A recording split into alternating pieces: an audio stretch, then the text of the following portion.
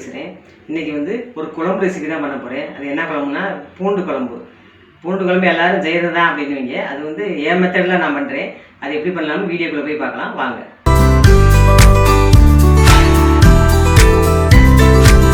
பூண்டு குழம்பு செய்கிறதுக்கு 200 கிராம் பூண்டு வந்து உரித்து வச்சுருக்கேன். அதே அளவு சின்ன வெங்காயம் உரித்து வச்சுருக்கேன். அப்புறம் அதுக்கு புளி வந்து லெமன் சைஸ் புளி ஊற வச்சுருக்கேன். அப்புறம் ஒரே ஒரு டேபிள் ஸ்பூனு தேங்காய் துருவல், அப்புறம் ஒரு ஸ்பூன் வந்து சுண்ட வத்தல் போடணும்.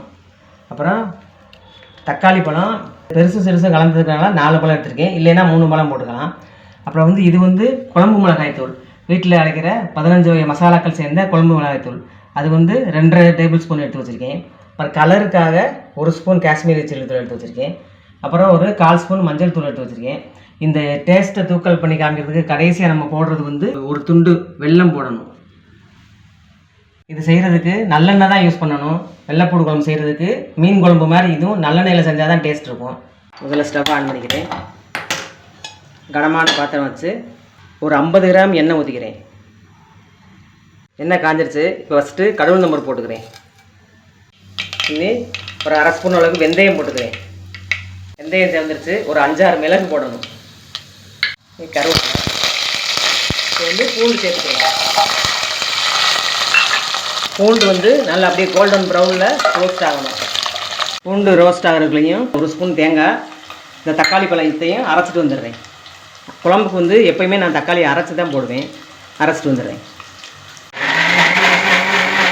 பூண்டு செவந்துருச்சு. இப்போ வந்து வெங்காயம் சேர்த்துக்கிறேன்.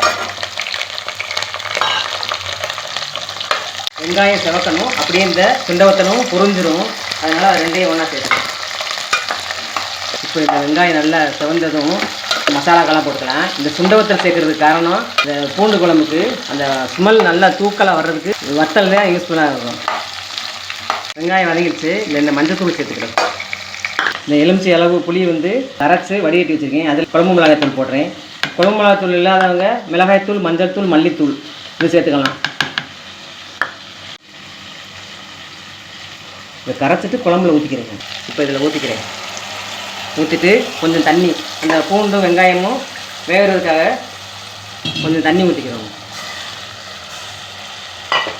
இப்போ தேவையான உப்பு போட்டுக்கிறேன்.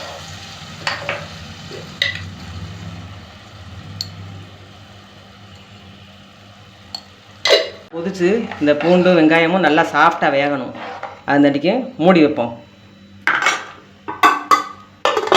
இப்போ குழம்பு இந்த பாதி ரெடியாக இருக்குது. தக்காளியும் தேங்காய் அரைச்சதை ஊற்றிக்கிறேன். 1 ஸ்பூன் தேங்காய், 4 தக்காளி பழம். இது கழுவி இன்னும் கொஞ்சம் தண்ணி ஊற்றிக்கிறேன். இனி இது நல்லா சுண்டி வற்றும்போது குழம்பு ரெடி ஆயிடும். இப்போ குழம்பு நல்லா ரெடி ஆயிடுச்சு. இப்போ ஃபைனலாக இந்த வெல்லம் சேர்த்துக்கிறேன். இன்னும் ஒரு நிமிஷத்தில் அமர்த்திடலாம். நல்லா கம்மண்டு இந்த பூண்டு வத்தல்லாம் போட்டு குழம்பு ரெடி ஆயிடுச்சு. இனி அடுப்பு ஆஃப் பண்ணிவிட்டு இறக்கிக்கிறேன். கொஞ்சம் ஆறினோடனே பவுலுக்கு மாற்றிக்கிறோம். பவுலில் மாற்றிக்கிறோம். இந்த பூண்டு குழம்பை சுட சுட சாதத்தில் ஊற்றி அதை கலந்து என் பையன் டேஸ்ட் பண்ணி காமிப்பார். இதுக்கு வந்து சைடிஷாக வந்து நம்ம காரம் இல்லாத சைடிஷ் வைக்கணும். அதுக்கு வந்து நான் முட்டைக்கோசும் கடலைப்பருப்பும் போட்டு வச்சுருக்கேன். அந்த பொரியல் அது இல்லைன்னா கீரை கூட்டு இந்த மாதிரி பண்ணி இதுக்கு காம்பினேஷனாக இருக்கும். என் பையன் வந்து முட்டைக்கோசு பக்கோடாவோட தான் சாப்பிடுவார். அதனால் அதையும் வச்சுருக்கேன். இப்போ டேஸ்ட் பண்ணி காமிப்பாங்க.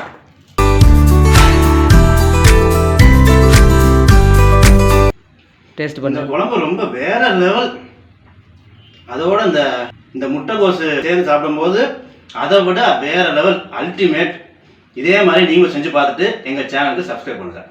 இந்த பூண்டு குழம்பு இந்த மாதிரி மெத்தடில் நீங்களும் செஞ்சு பாருங்கள். இந்த காரமான குழம்புக்கு முட்டைக்கோஸ் பொரியல் அல்லது கீரை கடையல், அப்பளம், இது முட்டை இது மாதிரி வச்சு சாப்பிட நல்லாயிருக்கும். இது மாதிரி செஞ்சு பாருங்கள். செஞ்சு பார்த்துட்டு எப்படி எங்களுக்கு கமெண்ட் அனுப்புங்க.